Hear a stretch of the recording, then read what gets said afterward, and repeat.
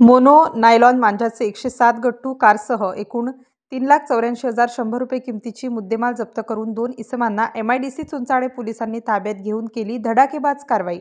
अंबड विभाग यांनी नायलॉन मांजाजवळ बाळगणे खरेदी व विक्री करणाऱ्या इसमांचा शोध घेऊन त्यांच्यावर कारवाई करण्याबाबत MIDC पोलीस चौकीचे प्रभारी अधिकारी मनोहर कारंडे यांना सूचना व मार्गदर्शन केले होते। त्याप्रमाणे MIDC पोलीस चौकीचे गुन्हेशोध पथकाने मोनो नायलॉन मांजा ताब्यात बाळगणाऱ्यांना ताब्यात घेतले।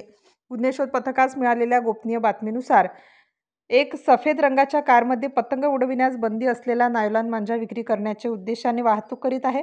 तपासादरम्यान सदर वाहनातील इसमांना विचारपूस केली असता त्यांनी उडवाउडवीची उत्तरे दिल्याने संशयित इसम व संशयित वाहन MIDC चुंचाळे पोलीस चौकी येथे आणून त्याबाबत माननीय प्रभारी अधिकारी मनोहर कारंडे यांना माहिती दिली असता त्यांनी सहाय्यक पोलीस निरीक्षक मुगले यांना खात्री करून कारवाई करण्याबाबत सूचना दिल्या।